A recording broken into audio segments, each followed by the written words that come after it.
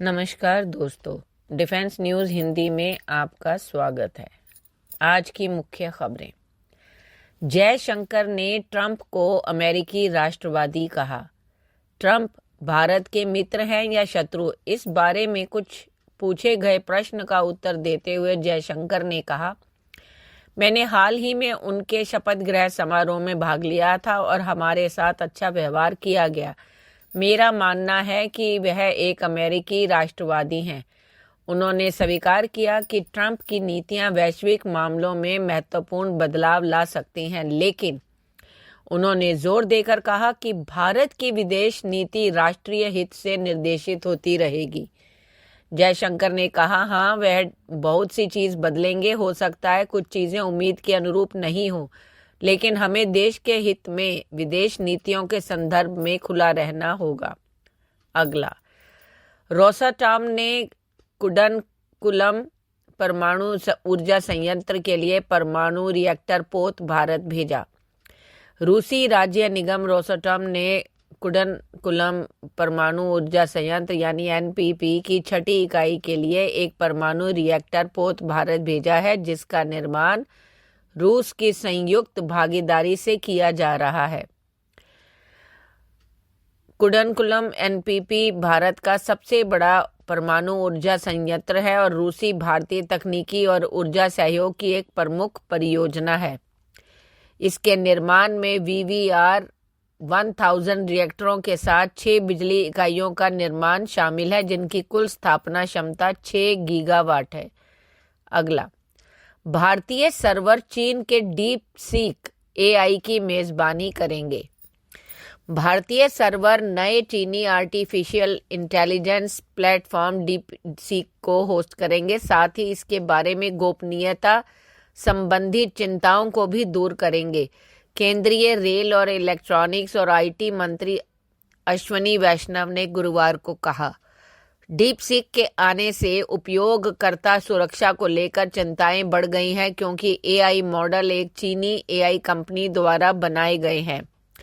यहां एक press briefing को संबोधित करते हुए केंद्रीय मंत्री ने कहा कि भारतीय सर्वर पर डीप सीक की मेजबानी से सीमा पार डेटा ट्रांसफर को संबोधित किया जाएगा।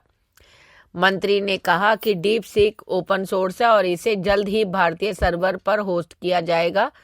यह सीमा पार डेटा ट्रांसफर के बारे में गोपनीयता संबंधी चिंताओं को दूर करेगा। अगला, पहली बार भारत आ रहा रूस का एडवांस फाइटर जेट। इस बार भारत के एरो इंडिया शो में रूस के 5th generation fighter jet Su-57 को प्रदर्शित किया जाएगा। यह जानकारी रूसी राजदूत ने अपने ट्विटर हैंडल से दी है। यह पहली बार हो रहा है कि जब भारत में रूस का यह एडवांस फाइटर जेट दिखाया जाएगा। एरो इंडिया 2025 में शामिल होने के लिए रूस की तरफ से उनका 5वीं पीढ़ी का सबसे advance stealth fighter jet Su-57 Bharat आ रहा है। रूस लगातार Su-57 की ताकत दिखाने की कोशिश कर रहा है।